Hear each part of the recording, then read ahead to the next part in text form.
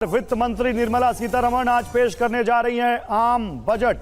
बहुत बड़ी खबर, वित्त मंत्री निर्मला सीतारमण आज 11 बजे आम बजट पेश करेंगी। संसद में सुबह 11 बजे देश का बजट पेश होगा। निर्मला सीतारमण का यह 7वां बजट है बतौर वित्त मंत्री जो पेश करेंगी। कई अहम घोषणाएं, क्योंकि अंतरिम बजट चुनाव से पहले आया था, अब ये उसका एक्सटेंशन होगा, तो इस बजट में उस बजट से मिलाकर क्या अहम घोषणाएं होंगी, ये बहुत अहम होगा देखना। और पीयूष हमारे संवाददाता इस वक्त हमारे साथ जुड़ चुके हैं। पीयूष, देखिए हाल फिलहाल में उस अंतरिम बजट से लेकर और इस नए जो बजट है इसके आने तक बहुत कुछ पॉलिटिकली चेंज हो चुका है। तो सबसे पहला सवाल तो ये कि इस बजट में क्या दिखेगा, पॉपुलिस्ट बजट या फिर रिफॉर्मिस्ट बजट, क्या दिखता है? देखिए, बजट तो रिफॉर्म के लिए ही होगा और जो 5 साल की आगे की तस्वीर होगी वो इस बजट में आपको दिखाई देगी। अहम बात यह है कि जो मिडिल क्लास लगातार नज़रअंदाज किया जा रहा था, उसको लेकर के इस बार जो स्टैंडर्ड डिडक्शन है उसमें बढ़ोतरी की जाएगी। महिला, कृषि, किसान, बुजुर्ग और स्वास्थ्य क्षेत्र, इन सब पर, ग्रामीण क्षेत्र खास तौर पर, इन सब क्षेत्रों के लिए काफ़ी घोषणाएं इस बजट में की जाएंगी, क्योंकि सरकार को 5 साल का अगले 5 साल का विकास का रोड मैप तय करना है और इसके लिए सबसे ज़रूरी है कि ग्रामीण अर्थव्यवस्था जो है वो मजबूत हो, महिलाएं मजबूत हों, बुजुर्गों के स्वास्थ्य के लिए व्यवस्थाएं हों और साथ ही कृषि क्षेत्र को जितनी तेजी से आगे लाया जा सके, उनको सबल बनाया जा सके, इसके लिए भी घोषणाएं की जाएंगी। साथ ही आप ऑटो जो सेक्टर है उसके लिए लगातार सरकार घोषणाएं करती रही है और इस बार भी बजट में भी ऑटो क्षेत्र के लिए घोषणाएं होंगी। ये भी माना जा सकता है कि जो ऑटो इंडस्ट्री है उस पर थोड़ा भार भी पड़े, लेकिन ये बजट पूरी तरह से रिफॉर्म के लिए होगा और इसमें सिर्फ मिडिल क्लास के लिए जो कुछ एक व्यवस्थाएं, ठीक है पीयूष, नजर बना के रखिए। बड़ी बात आपने कही कि रिफॉर्मिस्ट बजट होने वाला है, उम्मीदें और ज्यादा बढ़ गई किसानों को लेकर, महिलाओं को लेकर, युवाओं को लेकर। और इस बीच आपको बता दें बाकी हमारे और सहयोगी भी जुड़े हैं, आमोद जुड़े हैं, रजनीश जुड़े हैं, इसके अलावा आनंद प्रकाश पांडे भी जुड़े, उनके पास चलेंगे। लेकिन कुछ डिटेल्स आपको बता दें, बजट में किसानों के लिए बड़ी सौगात का ऐलान हो सकता है। बहुत बड़ी बात, प्रधानमंत्री किसान सम्मान निधि को बढ़ाया जा सकता है। सम्मान निधि की रकम 8,000 सालाना संभव है। ये सूत्र बता रहे हैं कि इसमें बड़ा बदलाव हो सकता है और अगर ये हो गया तो किसानों के लिए बहुत बड़ी सौगात होगी। 6,000 सालाना अभी वर्तमान में मिलते हैं और इसी योजना के तहत अगर ये बजट बढ़ाया जाता है तो किसानों को ये राशि बढ़ जाएगी। और आइए बिग वॉल के जरिए कुछ और ज्यादा डिटेल में इसी किसान सम्मान निधि के बारे में बताते हैं। मोदी सरकार बजट में किसान सम्मान निधि को लेकर बड़ी घोषणा कर सकती है। जो अभी है, गौरव हम बता रहे हैं, वर्तमान में स्थिति है सालाना 6,000 रुपए मिलते हैं और बजट में अनुमान है कि 8,000 तक मिल सकते हैं। बिल्कुल, इस बजट में किसान निधि पर सरकार एक बड़ा ऐलान कर सकती है। अगले चुनाव से पहले किसानों को साधेंगे, ये फायदा हो सकता है और 8 करोड़ से ज्यादा किसानों में सरकार की पैठ बढ़ेगी, क्योंकि किसान मोदी सरकार के फोकस में हर वक्त रहा है। बिल्कुल, और संदेश क्या है ये भी बता दें, मोदी सरकार को अन्नदाता की फिक्र है, यानी किसानों की फिक्र है और इसी वजह से ये बड़ा फैसला हो सकता है। ये संदेश जाएगा अगर ये सरकार करती है तो। बिल्कुल, लेकिन आगे बढ़ते हैं और आगे देखते हैं क्या इसमें हो सकता है। योजना में बीते 3 साल से कोई बदलाव नहीं हुआ है किसान सम्मान निधि में, और ये बहुत अहम है। ये एक यहाँ पर रूम देता है सरकार को। किसानों ने वित्त मंत्री से निधि बढ़ाने की मांग की है। अब देखते हैं निधि वित्त मंत्री उनकी इस मांग को पूरा करती है कि नहीं। बिल्कुल, और तीसरी बड़ी बात ये, किसानों की आमदनी बढ़ाना चाहती है सरकार और इसीलिए ये घोषणा की जा सकती है। चौथी बड़ी बात, किसानों का एक वर्ग सरकार से नाराज है। जो आंदोलन हुआ था उसके बाद से वो नाराजगी चली आ रही है। बिल्कुल, तो किसानों का एक वर्ग सरकार से नाराज है और उस वर्ग को खुश कर सकती है सरकार। एमएसपी को लेकर कोई बड़ा ऐलान कर सकती है, ये भी बात करेंगे। देखिए, हमारे साथ इस पर बात करने के लिए प्रोफेसर जयंत मल्होत्रा हैं, आज टैक्स एक्सपर्ट। मेरे साथ यहाँ पर राघवन संपत कुमार हैं, एग्रीकल्चर एक्सपर्ट। मेरे साथ हेल्थ एक्सपर्ट हैं डॉक्टर अंशुमन कुमार। मेरे साथ यहाँ पर ब्रिगेडियर दत्ता है, डिफेंस एक्सपर्ट। और हमारे साथ पॉलिटिकल इकोनॉमिक एक्सपर्ट विजय सरदाना जी भी जुड़ चुके हैं। आप सभी का स्वागत है। लेकिन मैं पॉलिटिकल एक्सपर्ट जो पॉलिटिकल और पॉलिटिक्स को भी और इकोनॉमिक्स को बहुत अच्छे से समझते हैं निधि, और कहा जाता है कि good economics is bad politics. इस बजट में क्या दिखेगा किसानों के लिए specially? Good economics is good politics, not bad politics. देखिए, इस समय अगर आप इकोनॉमिक सर्वे उठाएं तो स्थिति बहुत गंभीर है। हमारे यहाँ पे जो खाद्य उत्पादन है उसकी प्रोडक्टिविटी स्टैग्नेंट है। दालों की महंगाई को लेकर जनता परेशान है। अगर आप इकोनॉमिक सर्वे उठाते हैं तो हमारा प्रोडक्शन कम हुआ है।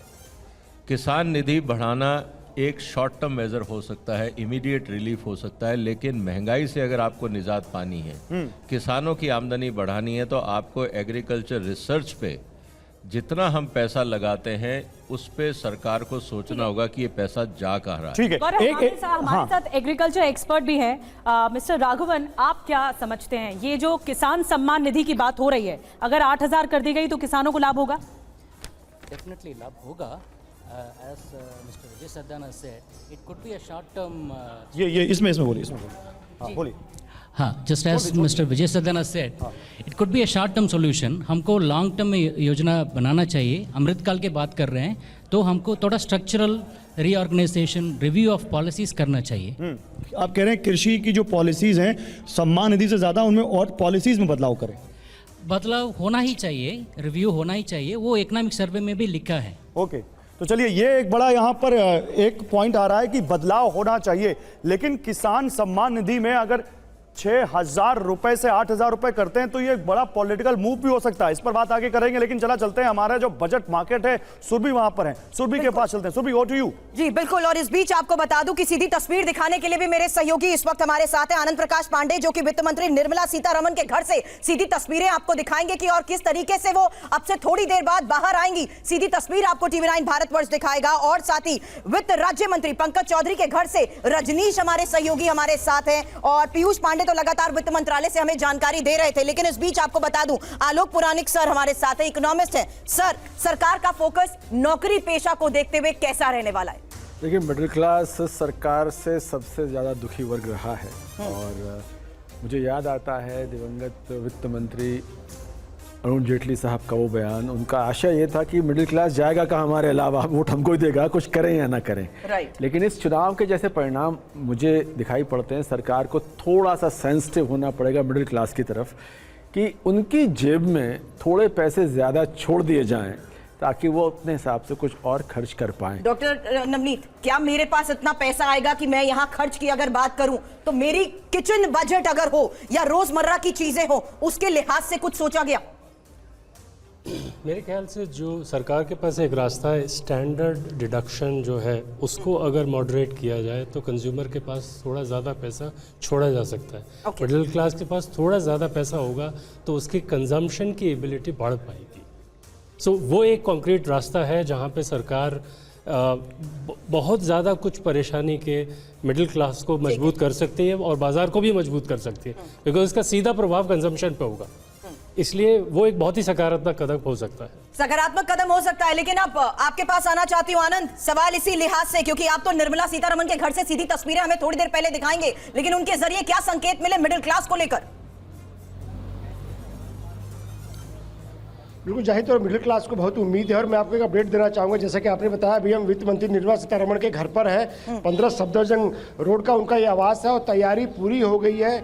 आगे एस्कॉर्ट की कार भी लग गई है। अब से 15 से 20 मिनट में निर्मला सीतारमण अपने घर से निकलेंगी और सीधा वो वित्त मंत्रालय जाएंगी, जहां पे जो बजट जिस टीम में तैयार किया है उनके दोनों एमओएस और साथ ही साथ अधिकारियों के साथ एक फोटो ऑप होगा, और सीधा वो राष्ट्रपति भवन जाएंगी, और उसके बाद संसद भवन जाएंगी, जहां पर 10:15 पे कैबिनेट की बैठक होगी, जिसमें प्रधानमंत्री नरेंद्र मोदी की अध्यक्षता में बजट को अप्रूव किया जाएगा। और जैसा कि आपने बताया, मिडिल क्लास को इस बजट से बहुत उम्मीद है, और इस बार के जो नतीजे आए हैं, 240 का जो आंकड़ा है, जाहिर तौर पर सरकार को मिडिल क्लास को लेकर सेंसिटिव होना पड़ेगा, और ये बताया जा रहा है कि इस बजट में मिडिल क्लास को कुछ राहत मिल सकती है। और जैसा कि प्रधानमंत्री ने भी कल कहा था कि ये जो बजट होगा अगले 5 साल देश की जो दिशा है उसको तय करेगा।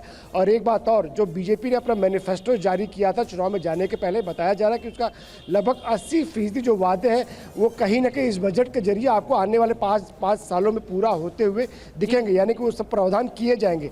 इसके अलावा प्रधानमंत्री ने जो अर्थशास्त्रियों से बैठक की थी कुछ दिन पहले, उन्होंने कहा था कि रोजगार पे, ग्रामीण अर्थव्यवस्था पे, इस पे सरकार को फोकस करना चाहिए। और यही वजह है कि इस बार सरकार की कोशिश ये भी रहेगी स्किलिंग पे ज्यादा जोर दिया जाए, ताकि जो गांव के लोग हैं, बना गांव के के रखिए। युवा है, आम वो आदमी गांव की बड़ी आस है, बड़ी उम्मीद है, और सबसे ज्यादा जो मिडिल क्लास है उसकी आस बढ़ जाती है। आनंद, आऊंगी आपके पास। आप कह रहे हैं 15 से 20 मिनट में काफिला निकलेगा वित्त मंत्री का। और इस बीच एक और बड़ी खबर आपको बता दें, आज इनकम टैक्स का ऐलान, इनकम टैक्स के मोर्चे पर बड़ा ऐलान हो सकता है। बजट में टैक्स स्लैब बढ़ाया जा सकता है। ये बहुत बड़ी बात होगी अगर ऐसा हो गया। 2020 के बाद ये फिर बदलाव होगा। 5 लाख की इनकम तक छूट मिल सकती है। नौकरी पेशा लोगों को राहत मिल सकती है। मिडिल क्लास जो है नौकरी पेशा, उनको राहत मिल सकती है।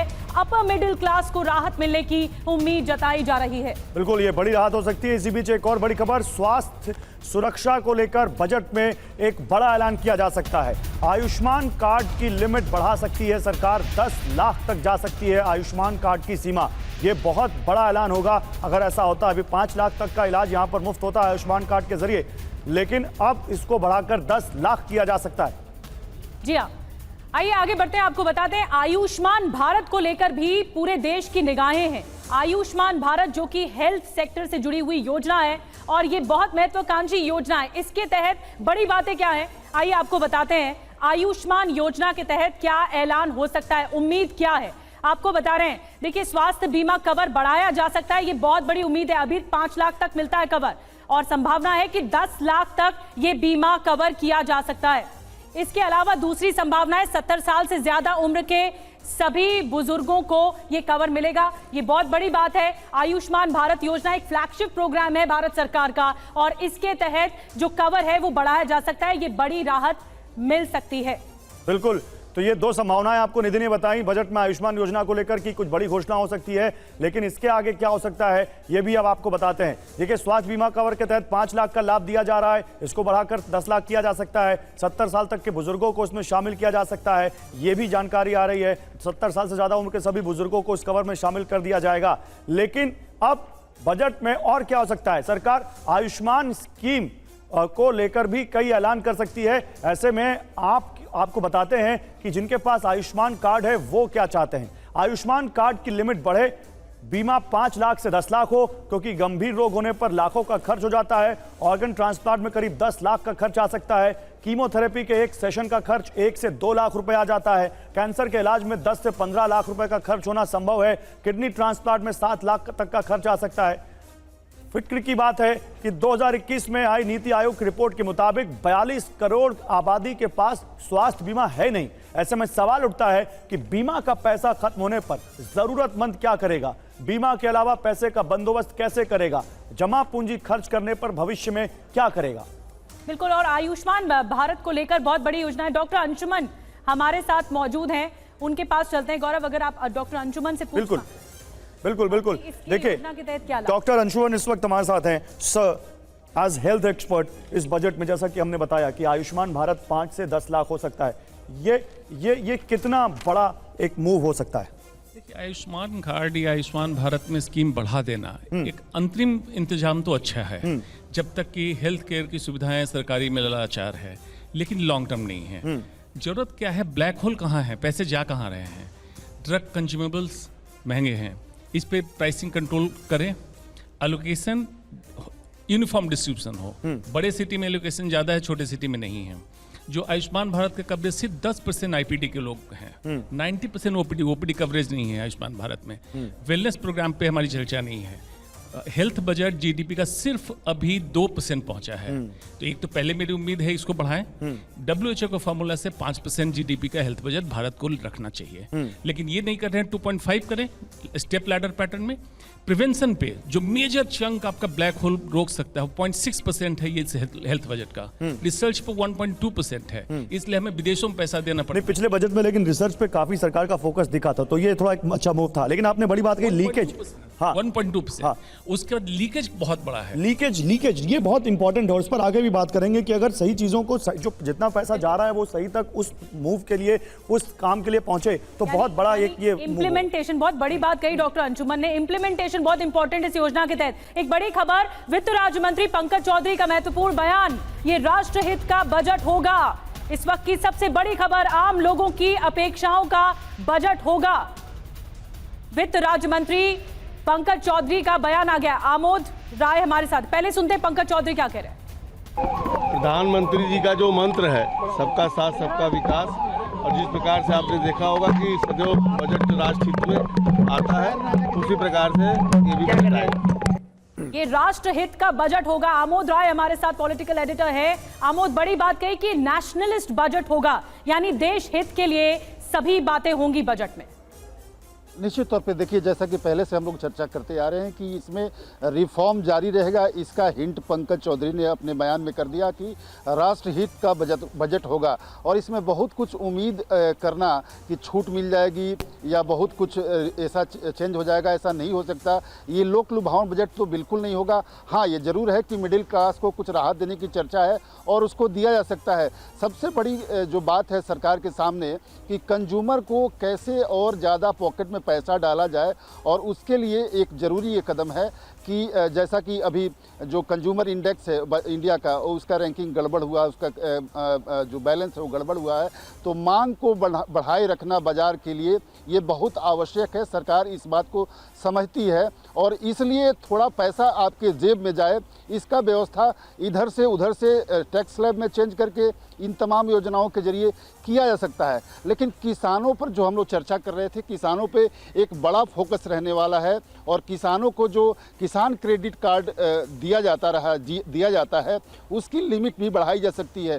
जो बार बार सरकार पे ये आरोप लगाया जाता है कि एमएसपी को लेकर संजीदा नहीं है, तो पहली ही बैठक में मोदी अमोद, आप बड़ी बात कह रहे हैं कि लोक लुभावन बजट तो बिल्कुल नहीं होगा। प्रधानमंत्री ने कहा कि ये 5 साल की सरकार का रोड मैप होगा, और अब क्योंकि पंकज चौधरी की हम बात कर रहे हैं, उन्होंने कहा आम आदमी की अपेक्षाओं वाला बजट होगा निधि, तो वो जिस सूबे से आते हैं वहां आम आदमी की अपेक्षाएं बहुत बढ़ गई हैं, और बीजेपी का जो प्रदर्शन वहां पर रहा है उसके बाद वो अपेक्षाएं क्या उन अपेक्षाओं के अनुरूप होगा, ये देखना होगा। लेकिन इस बीच एक बड़ी खबर आ रही है, बजट 2024 में महिलाओं को बड़ी सौगात मिल सकती है, ये जानकारी आ रही है। जरा दिखाइए वो ब्रेकिंग पीसीआर। देखिए, महिलाओं पर भी मोदी सरकार का बड़ा फोकस रहा है, और वो महिलाओं को इस बजट में बड़ी सौगात दे सकते हैं, और वो भी तब जब खुद वित्त मंत्री निर्मला सीतारमण खुद एक महिला है। देश में लागू हो सकती है लाडली बहन योजना। मध्य प्रदेश से उठी ये योजना देश में लागू हो सकती है। लखपति दीदी योजना जो इस वक्त मोदी सरकार चला रही है उसका विस्तार हो सकता है।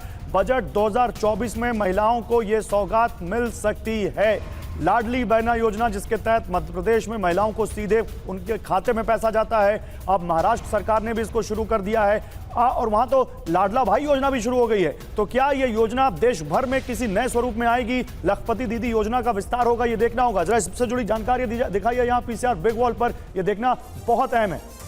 आइए डिटेल्स में आपको बताते हैं कि योजना क्या। ऐलान संभव है, स्कीम देश भर में लागू कराई जाएगी। लाडली बहना योजना मध्य प्रदेश में भी काफी फेमस हुई, और उसके बाद महाराष्ट्र में भी काफी फेमस हुई। अभी कहां है? मध्य प्रदेश में, जैसा कि मैं आपको बता रही हूं, महाराष्ट्र में भी चल रही है। स्कीम क्या है? हर महीने 1250 रुपए दिए जाते हैं, और लाभार्थी कौन होती है? महिलाएं होती हैं जिनकी उम्र 21 से 60 साल की उम्र तक होती है। बिल्कुल, तो ये स्कीम क्या पूरे देश में लागू होगी? सीधे पैसा महिलाओं को। पहले मध्य प्रदेश में लागू हुई, महाराष्ट्र ने इसको फॉलो किया, अब क्या देश भर में लागू होगी ये योजना? ये देखना होगा। फायदा करोड़ों महिलाओं को, जो मतदाता हैं उनको साधेंगे, और संदेश मोदी सरकार को महिलाओं की फिक्र है, ये संदेश जा सकता है। लेकिन क्योंकि महाराष्ट्र का चुनाव, हरियाणा का चुनाव, साल डेढ़ साल बाद यूपी का चुनाव, इसको देखते हुए क्या मोदी सरकार ये योजना ला सकती है, ये इस पर बात करना पड़ेगा। विजय जी, मैं सबसे पहले आप ही के पास आता हूं, जल्दी से मुझे बताइए, क्या महिलाओं के लिए इस योजना पर आप बुलिश हैं? ऐसी योजना कोई आ सकती है? देखिए, निश्चित रूप से महिलाओं के स्वास्थ्य को लेके, उनकी शिक्षा को लेके, ओवरऑल वेलफेयर और सिक्योरिटी को लेके सरकार और समाज हमेशा चिंतित रहा है। कुछ भी प्रयास किया जाएगा, देश की 50% आबादी महिलाओं की है, तो कोई भी प्रयास जिससे उनकी स्वास्थ्य की स्थिति सुधरे, एजुकेशन सुधरे, वो स्वागत योग्य है, और मुझे लगता है सरकार हमेशा करेगी, और इस बजट में भी होना चाहिए। इस बजट में भी होना चाहिए। देखिए, कम शब्दों में बड़ी बात कह दी है विजय जी ने, इस बजट में भी होना चाहिए। अब इस बजट में क्या होगा नहीं होगा ये बात करेंगे आगे, लेकिन चलते हैं सीधे अब सुरभि के पास। उनके पास भी 2 एक्सपर्ट हैं, उनसे भी बात करते हैं। Surabhi, over to you. Alok sir, सवाल आपसे, महिलाओं को सौगात की बात करते हैं तो यहाँ पर प्लीज मेरे साथ आइए, क्योंकि इस राशन मार्केट के साथ साथ मैं आपसे सीधा सवाल कर रही हूँ, महिलाओं को क्या सौगात इसमें मिलने वाली है?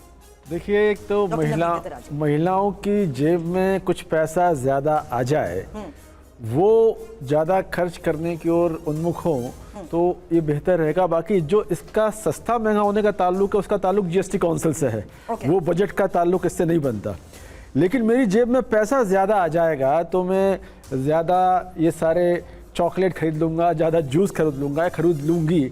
तो जैसा कि मुझे बताया गया कि महिलाओं के लिए कुछ एक्स्ट्रा करने की योजना, अगर लाडली बहना योजना वाला कंसेप्ट आ जाता है तो हर महिला के खाते में 1000 1500 जो भी आ रहा है वो अगर उनकी जेब में आ गया तो डेफिनेटली। आप ये कह रहे हैं कि इसमें एक्सपेक्ट नहीं करना चाहिए कि मैं आइटम वाइज अगर चीजों की बात करूं तो क्या सस्ता होने वाला है या क्या सस्ता महंगा का इस बजट के पर्यू से बाहर की चीज है, वो जीएसटी काउंसिल तय करेगी। चलिए ठीक है, लेकिन एक और इंपॉर्टेंट चीज है जो हमारे कंज्यूमर्स जिसको लेकर रोज फल सब्जी की दुकानों पर जाते हैं, इस लिहाज से चर्चा करना चाहूंगी। किसानों की बात हो गई, एग्रीकल्चर की बात हो गई, जॉब क्रिएशन की बात हो गई, एमएसएमई की बात हो गई। यहां इस स्टॉल पर रहते हुए क्या ध्यान में रखा जा रहा है? देखिए, पहली बात तो जो डिस्पोजेबल इनकम अगर बढ़ती है तो उसका एक पहला प्रभाव तो आएगा कि consumers ability to purchase, right, जो अभी प्रोफेसर साहब ने भी कहा, वो सभी गुड्स के ऊपर लागू है। सेम एग्रीकल्चर जो गुड्स है उसके ऊपर लागू है। लेकिन अगर इस सेक्टर के ऊपर सरकार दूसरी जो आर्थिक नीतियाँ हैं उनके माध्यम से, जो अभी लाडली बहन की योजना की बात की गई, ड्रोन दीदी की बात की गई, लखपति दीदी की बात की गई, अगर एग्रीकल्चर सेक्टर में खास तौर पे मैं आपका ध्यान चाहूँगा फूड प्रोसेसिंग की तरफ। ओके। क्योंकि अभी जो प्राइस फ्लक्चुएशंस बहुत ज़्यादा होते हैं वो इसलिए है कि फूड प्रोसेसिंग सेक्टर हमारा बहुत डेवलप्ड नहीं है। पिछले 4-5 साल में जो थोड़ी बहुत तरक्की 2015 से 18 के बीच में, 19 के बीच में हुई थी, वो काफ़ी रिवर्स हुई है। तो अगर सरकार उस सेक्टर की तरफ ध्यान देती है तो मुझे लगता है कि इसकी न सिर्फ प्राइसेस का मॉडरेशन होगा बल्कि सेक्टर के डेवलपमेंट में और कंज्यूमर्स के भले के लिए बहुत कुछ होगा। हालांकि मैं चाहूंगी कि आप यहां पर भी मुझे ज्वाइन करिएगा, क्योंकि आप किस तरीके से इलेक्ट्रिक और हाइब्रिड कार सस्ती हो सकती है, इसको लेकर भी एक बड़ी खबर है। और हाइब्रिड गाड़ियों पर टैक्स में छूट भी संभव बताई जा रही है। हालांकि ईवी बैटरी पर कम टैक्स हो सकता है और बजट में फेम 3 योजना का ऐलान भी यहां पर संभव बताया जा रहा है। आलोक सर, सवाल इसी लिहाज से, क्योंकि क्या इलेक्ट्रिक कार्स अगर सस्ती हो सकती हैं, हाइब्रिड गाड़ियों पर टैक्स छूट भी संभव है? हाइब्रिड गाड़ियों पे टैक्स छूट संभव हो जाए, इलेक्ट्रिकल उस पर भी संभव हो जाए, लेकिन इसका मुझे बहुत ज़्यादा इम्पैक्ट ग्राउंड पे दिखाई इसलिए नहीं देता कि इंफ्रास्ट्रक्चर चार्जिंग वार्जिंग का है नहीं। तो इसका मुझे कोई बहुत विजिबल इम्पैक्ट दिखाई नहीं पड़ता। एक आप कह सकते हैं कि सस्ती करने की कोशिश की, लेकिन ग्राउंड पे कोई इसका इम्पैक्ट भी दिखाई नहीं पड़ता। लेकिन अगर हमारे जैसे कंज्यूमर्स जो कि इलेक्ट्रॉनिक गैजेट्स में इतना ज्यादा इन्वेस्ट करते हैं और ह्यूज इन्वेस्टमेंट्स होते हैं, तो उस लिहाज से कंज्यूमर्स क्या कुछ एक्सपेक्ट कर सकते हैं? देखिए, कंज्यूमर आप अगर इस बजट से ये उम्मीद कर रहे हैं कि ये चीज़ें सस्ती हो जाएं, तो मैंने आपसे अर्ज किया वो काम बजट से बहुत साल पहले लिया जा चुका है, वो जीएसटी काउंसिल करेगी। अभी ये किया जा सकता है कि बजट कुछ ऐसा कर दे कि हमारी जेब में कुछ पैसा ज़्यादा आ जाए। वो पैसा दो तरीके से आ सकता है। एक तो सरकार खुद 1500-2000 लाडली बहना, नारा छूफा, लाडला चाचा टाइप कुछ जो योजना बना के दे दे, 2000 हमारी जेब में आ जाए। सेकेंडली ये हो सकता है कि मध्य वर्ग को भी थोड़ा सा टैक्स की राहत मिल जाए। मेरे से जो पैसे काटे जाते हैं वो बजाय मैं 1 लाख के बजाय 80,000 टैक्स दे रहा हूँ, 20,000 मेरी एंटी में अगर बच रहा है, तो अगर मैं वॉशिंग मशीन 1 लाख की खरीदने जाता था, अब शायद मैं 1.5 लाख की खरीदने चला जाऊं। तो ये परव्यू में आता है इस बजट के। तो मैं आपसे फिर कहता हूं कि मिडिल क्लास को कुछ उम्मीद दी जाए। इसके अलावा एक बड़ा काम, जैसा कि सर ने बताया, ये जो हम देते हैं 6,000 रुपये साल का किसान सम्मान निधि, ये 3 गुनी की जा सकती है सिंपल एक स्टेप से। कई महीनों से एक सजेशन कर रहा है कि इस देश के अंदर 167 बिलियनर है डॉलर टर्म्स के, उनसे अगर 2% भी वेल्थ टैक्स ले लिया जाए तो इतना पैसा आ जाएगा कि आप किसानों की सम्मान निधि तिगुनी कर सकते हो। वो भी पैसा आखिर में वॉशिंग मशीन उस समय लगने वाला है। बल्कि मैं सजेशन दूंगा कि एक योजना अनाउंस कर दें कि महल से लेकर खेत तक इन सारे अरबपतियों से पैसा लिया जाए 2% का, और उससे जो करीब पैसा आएगा 1.5 लाख करोड़ का, उससे आप किसान निधि को 3 गुना कर दीजिए। तो वो सब आपकी यहाँ इंक्रीज सेल दिखाई दे जाएगी। चलिए, बड़ी बात है यहाँ पर गौरव एक्सपर्ट्स ने हमें बताई है कि आखिर किस तरीके से ऐसी योजनाओं को लेकर भी ऐलान होने चाहिए जिसमें डायरेक्ट या इनडायरेक्ट मिडिल क्लास को जरूर फायदा पहुंचे। सुरभि, मुझे लगता है कि जो भी हमारे व्यूअर इस चर्चा को सुन रहे होंगे उनको बड़े अच्छे से समझ में आ गया होगा कि इस बजट से उनके हक में क्या चीजें आ सकती हैं, और इतने सरल तरीके से जितना आप उस मार्केट में समझा रही हैं, मुझे लगता है ये बहुत अच्छे तरीके से हमारे दर्शकों के लिए एक यहाँ पर एग्जाम्पल है कि कैसे इस बजट को आप अपनी जिंदगी में समझें। लेकिन बजट से घर खरीदारों के लिए एक बड़ी खबर आ रही है और मैं वो जल्दी से बताना चाहता हूं। होम लोन पर टैक्स छूट बढ़ सकती है।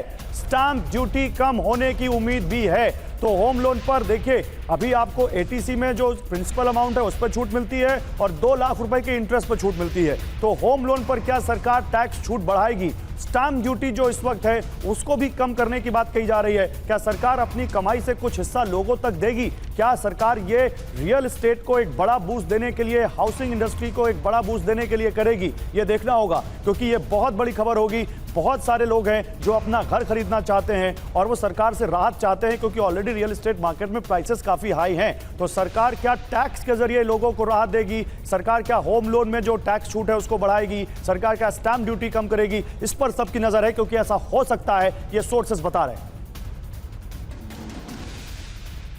और आइए आपको बताते हैं, सरकार का लक्ष्य देश को 5 ट्रिलियन की इकोनॉमी बनाना है, लेकिन इस राह में आने वाली 4 बड़ी चुनौतियां, चैलेंजेस कौन से हैं? बजट से पहले आइए ये जान लेते हैं कौन कौन सी चुनौतियां। पहली बड़ी चुनौती, दुनिया में खेमेबंदी हो जाएगी, वैश्विक ताकतें कई हिस्सों में विभाजित होने का खतरा है, ग्लोबलाइजेशन की रफ्तार तेजी से घटी है और ग्लोबल ट्रेड, ग्लोबल ग्रोथ पर इसका बहुत असर पड़ा भी है। युद्ध के चलते विकास की रफ्तार धीमी हुई है, ये पहली बड़ी। और इस तरह से दूसरी चुनौती भी है, एनर्जी सिक्योरिटी से जुड़ी हुई ऊर्जा के दूसरे स्रोत अपनाना चुनौतीपूर्ण है।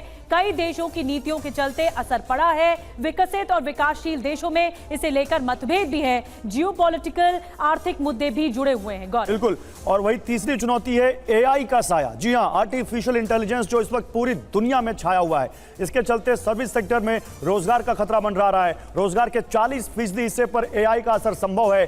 डिजिटली स्किल्ड लेबर फोर्स में निवेश की भी जरूरत होगी। कुशल कामगारों की कमी भी बड़ी चुनौती है।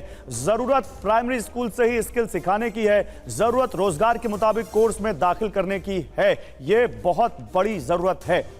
आइए अब आपको बताते हैं, देश को 5 ट्रिलियन की अर्थव्यवस्था बनाने का लक्ष्य, जिसकी झलक सरकार बजट में भी दिख सकती है आज, उसे पूरा कैसे किया जा सकता है, कैसे ये पूरा होगा, लक्ष्य तक कैसे प्राप्ति होगी। केंद्रीय मंत्री हरदीप पुरी ने एक बयान में कहा था कि साल 2028 तक भारत 5 ट्रिलियन की इकोनॉमी बन जाएगा। हालांकि अभी भारत 3.94 ट्रिलियन डॉलर की अर्थव्यवस्था है, ये इकोनॉमी है, लेकिन इस मिशन को पूरा करने के लिए अमीर गरीब की खाई को पाटना भी जरूरी है। जहां देश में 80 करोड़ जरूरतमंदों को आज भी मुफ्त अनाज दिया जाता है, वहीं ऑक्सफैम की रिपोर्ट के मुताबिक 1% आबादी के पास देश के दौलत का 41% है, 50% आबादी के पास देश की दौलत का सिर्फ 3% है, जबकि सबसे गरीब 50% लोग 64% जीएसटी चुका रहे हैं। तो ये एक बहुत बड़ी चुनौती है। बिल्कुल बिल्कुल। और इसी पर बात करते हैं, हमारे साथ टैक्स एक्सपर्ट हैं प्रोफेसर जयंत मल्होत्रा। जयंत सर, सबसे पहले तो गुड मॉर्निंग। मुझे ये बताइए, देखिए मिडिल क्लास सर्विस पर्सन जो सर्व कर रहा है वो ये देखता है कि भाई आज टैक्स में क्या छूट मिलने वाली है, लेकिन उससे पहले टैक्स पे आपको हेडलाइन दे, होम लोन पर हमने एक खबर दिखाई, आपको इससे कितनी उम्मीद है, सरकार क्या कुछ कर सकती है? Gaurav, thank you so much for inviting me. First of all आपका बहुत सतर्क और सटीक विश्लेषण है बजट को लेकर और बहुत उम्मीदें हैं। मैं यहाँ बहुत उम्मीद लेके बैठा हूँ। 2004 में एटीसी का डिडक्शन था 1 लाख, 2015 में हुआ 1.5 लाख, 2000 मतलब इस बात को उस 2014 से 2024 तक 46% इन्फ्लेशन इंक्रीज हो चुका है, 46% जंप। अभी 1.5 लाख है एटीसी में, जो आप प्रिंसिपल अमाउंट पे करते हैं 1.5 लाख रुपए का, ब्याज मिलता है सेक्शन 24 में, वहां पे आपको रिबेट मिलती है 2 लाख रुपए की। आज के टाइम में अगर आप 30-40 लाख रुपए का घर ढूंढना चाहो तो आपको नहीं मिलता, आपको घर ज्यादा, ऑब्वियसली ज्यादा पैसे खर्च। सर रोकूंगा, आपको तस्वीरें आ रही हैं, देखिए लगातार यहाँ पर अभी हम लोग लगे बने हुए हैं। ये तस्वीरें वित्त मंत्री की जो नॉर्थ ब्लॉक के लिए निकल चुकी हैं, वो तस्वीरें आप देख सकते हैं। आनंद पांडे वहीं पर। आनंद बताइए क्या जानकारी है? तो बिल्कुल, निर्मला सीतारमण अब यहाँ से अपने आवास से वो निकल गई हैं वित्त मंत्रालय के लिए, जहाँ पर जिस टीम ने बजट बनाया था वो निर्मला सीतारमण का इंतजार कर रहे हैं। उसमें फाइनेंस सेक्रेटरी से लेकर तमाम वित्त मंत्रालय के अधिकारी हैं और वित्त राज्य मंत्री वहाँ पर है, मौजूद है और वो इंतजार कर रहे हैं। और निर्मला सीतारमण अब से 5 से 7 मिनट में नॉर्थ ब्लॉक पहुँचेंगे, वित्त मंत्रालय पहुँचेंगी, जहाँ पर जो पूरी बजट प्रिपरेशन करने वाली टीम है उनके साथ एक फोटो ऑप होगा और मीडिया के सामने भी पहली तस्वीर आएगी बजट की, और उसके बाद सीधा वो राष्ट्रपति भवन जाएंगे, जहाँ पर राष्ट्रपति को एक कॉपी दी जाती है बजट की और एक तरह से एक सहमति उनकी ली जाती है कि हम अब आज बजट पेश करने जा रहे हैं। और उसके बाद राष्ट्रपति भवन से निकल के सीधा निर्मला सीतारमण संसद भवन पहुंचेंगी, जहां संसद भवन की सीढ़ियों पर एक बार फिर से फोटो ऑप होगा, जहां पे आपको निर्मला सीतारमण और उनके राज्य मंत्री साथ में आपको नजर आएंगे। बजट की कॉपी उनके हाथ में होगी। आनंद आते रहेंगे आपके पास। इस बीच हमारे साथ मनी 9 के एडिटर और पॉलिटिकल और इकोनॉमिक एक्सपर्ट अंशुमन तिवारी भी आ चुके हैं। सर गुड मॉर्निंग, आपका भी स्वागत है। हम बजट पे चर्चा कर रहे हैं एज यू नो। सर जल्दी से 10 सेकंड में अपनी बात समाप्त कीजिए। 1.5 लाख रुपया कम है एटीसी में, उसको बढ़ाना चाहिए। 24 सेक्शन में ब्याज का कर कम से कम 2 लाख तो नहीं, 2 लाख से अधिक होना चाहिए। अब डिस्पोजेबल इनकम की बात करते हैं तो कहीं ना कहीं मिडिल क्लास को थोड़ा सा लिवरेज दीजिए, जहां उसके पास कुछ पैसा बच जाए। मिडिल क्लास अब पता नहीं वोट बैंक है नहीं कि नहीं, लेकिन मिडिल क्लास का बहुत बड़ा चंक है। अंशुमन सर बताएंगे 60 से 70 करोड़ लोग मिडिल क्लास में आते हैं। अब उनको क्या सरकार कुछ देगी, क्योंकि टैक्स पेयर तो इतने नहीं है, मिडिल क्लास इतने बड़े हैं। लेकिन एक बड़ी खबर शायद निधि के पास। निधि, बिल्कुल बड़ी खबर यह है कि बजट में इकोनॉमी के विस्तार पर जोर दिया जाएगा। 5 ट्रिलियन इकोनॉमी का रोड मैप तैयार कर दिया गया है। इकोनॉमिक सर्वे में ये बड़ी बातें थी जिसकी झलक आज बजट में देखने को मिल सकती है। इकोनॉमी के विस्तार पर जोर होगा और जो बार बार प्रधानमंत्री मोदी भी कहते हैं 5 ट्रिलियन इकोनॉमी का रोड मैप, कैसे होगा ये लक्ष्य हासिल, इस पर आज बजट में झलक मिलेगी। एक और बड़ी खबर, बजट 2024 में रक्षा बजट बढ़ाएगी सरकार। जी हां, रक्षा बजट, डिफेंस बजट, स्वदेशी हथियारों के लिए बजट बढ़ाएगी। पिछले 10 सालों में रक्षा बजट 170% बढ़ा है, यानी इस पे एक्सपेंडिचर बढ़ा है। 2024 अंतरिम बजट में 6.21 लाख करोड़ आवंटित किए गए थे, यानी डिफेंस बजट पर काफी ध्यान रहता है सरकार का और 10 सालों में 170% बढ़ा भी। बिल्कुल, और डिफेंस सेक्टर पर लोग बड़े बुलिश भी हैं। स्टॉक प्राइसेस भी डिफेंस सेक्टर के देखें तो काफी बड़े हैं, बहुत लोगों को रिटर्न मिला है। लेकिन जल्द दत्ता स्टॉक प्राइसेस और मार्केट बताएंगे अभी हमारे एक्सपर्ट। आप बताइए एज अ एक्स सर्विसमैन, आपको क्या लगता है डिफेंस में क्या और होना चाहिए? देखिए, ऐसा है, बड़ी पुरानी कहावत है, if you want piece be prepared for war. आज के दिन में हमारे 2 ऐसे नेबर हैं जो लगातार आपको नुकसान पहुंचाने की कोशिश कर रहे हैं। ये दोनों के दोनों, मैं नाम भी लूंगा उनका, पाकिस्तान और चाइना, दोनों न्यूक्लियर केपेबल हैं। जो गलवान में घटना घटी चीन के द्वारा, उन्होंने ब्रीच ऑफ ट्रस्ट किया, उसके चलते अगर आप देखें 2020-2021 के बाद हमारा डिफेंस बजट लगातार बढ़ रहा है। आज के दिन में हमको अपनी डिफेंस कैपेबिलिटी को बढ़ाना पड़ेगा, उस लेवल तक लेके जाना पड़ेगा कि हम 2 फ्रंट वॉर लड़ें और उसको जीतें। और इसके साथ साथ में जो हमारे पहले लैंड बॉर्डर्स के ऊपर थ्रेट था, अभी हमारी जो सी है, हमारा समुद्र है, इंडियन ओशन है, जहाँ पे पूरी इंटरनेशनल शिपिंग चलती है, उसको भी डोमिनेट करने की बहुत ज़्यादा आवश्यकता है साउथ चाइना सी के अंदर। ओके जी, अंशुमन जी भी हमारे साथ मौजूद हैं। बहुत इंतजार हो रहा था आपका। अंशुमन सर, आपको क्या लगता है कि बजट का जो क्रक्स रहने वाला है आज, वो क्या? देखिए, दस्तूर ऐसा नहीं है कि चुनाव जीती हुई सरकारें बहुत ज़्यादा रियायतें बांटती हैं, तो इस दस्तूर पर न जाए। इस बजट का लक्ष्य सरकार की तरफ से घाटे के नियंत्रण के लिए होगा, क्योंकि अब विदेशी निवेशकों को भारत की साख बेहतर करने के लिए तैयार करना है। और इसलिए अंतरिम बजट में जो लक्ष्य तय किए गए थे उनमें कोई बड़ा बदलाव नहीं किया जाएगा, क्योंकि बीच का बजट है और बड़ा बजट अगले साल फिर आएगा। यहाँ से तो अभी 2 महीने बाद नए बजट की तैयारी शुरू हो जाएगी। वित्त मंत्री की कोशिश ये होगी कि जो पूरे के पूरे नई सरकार में हमें कंटिन्यूटी दिखाई दी है हर चीज़ में, वो कंटिन्यूटी उन स्कीमों में, उन खर्चों में, उन योजनाओं में बनी हुई और दिखाई देती रहे। जो थोड़े बहुत बदलाव होंगे वो साल के बीच के बदलाव होंगे, लेकिन ये पहलू बजट जी। लेकिन आप बोलिए, उसमें बीच में मैं रोक नहीं रहा हूं आपको। उसमें एक छोटा सा सवाल, क्योंकि जब से मोदी सरकार 3.0 आई है, बहुत कुछ अच्छा नहीं घटा इनके लिए। ये इवेंट एक बड़ा इवेंट है हेडलाइन मैनेजमेंट का। क्या आपको लगता है कि सरकार का फोकस उसमें होगा और कुछ बड़ी हेडलाइंस हमको मिल सकती है? पॉपुलिस्ट वाली बात। देखिए, पॉपुलिस्ट होने के लिए सरकार के पास कोई वजह नहीं बनती है, क्योंकि चुनाव जो भी नतीजे आए हों, चुनाव के सरकार के उम्मीद के हिसाब से, भारतीय जनता पार्टी की उम्मीद के हिसाब से नहीं आए, लेकिन उसके बाद भी ऐसा कुछ पॉपुलिस्ट होने की वजह नहीं बनती। सरकार है गठबंधन की और सरकार के पास बहुमत है। ज़्यादा महत्वपूर्ण बात यह है कि सरकार उन कंटिन्यूटी को, उन चीज़ों को संकेत करे जो पहले से चलती चली आ रही हैं। हाँ, लेकिन दूसरी बात जो आप कह रहे हैं, अगर चुनाव के नतीजों की रोशनी में अर्थव्यवस्था को देखा जाए तो अर्थव्यवस्था ने सरकार की राजनीतिक एक्सपेंडिचर नहीं, सरकार के लिए राजनीतिक रूप से चुनौती खड़ी की है। और ये कल इकोनॉमिक सर्वे ने स्पष्ट रूप से कहा है। रोजगार बड़ी समस्या है, प्राइवेट इन्वेस्टमेंट नहीं बढ़ रहे हैं, रूरल और इंडिया में इन्फ्लेशन बढ़ी है। ये सारी चीजें आपको बीजेपी की घटी हुई सीटों में रिफ्लेक्ट अच्छा देखिए, वित्त मंत्री पहुंच चुकी हैं वित्त मंत्रालय, वो तस्वीरें आ रही हैं, सीधे वहीं पर चलते हैं। वित्त मंत्रालय देखिए, नॉर्थ ब्लॉक से तस्वीर आ रही है, निर्मला सीतारमण आपको दिख रही हैं, वो वित्त मंत्रालय के अंदर जाती हुई। तो अब यहाँ से अब बिल्कुल हलचल शुरू हो चुकी है, जैसा कि हमेशा होता है। फिर यहाँ पर अभी एक फोटो ऑप होगा उनकी टीम के साथ, फिर वो जाएंगी राष्ट्रपति के पास, फिर कैबिनेट में जाएंगी। पीयूष हमारे साथ हैं। पीयूष, बताइए क्या हो रहा है वहां पर?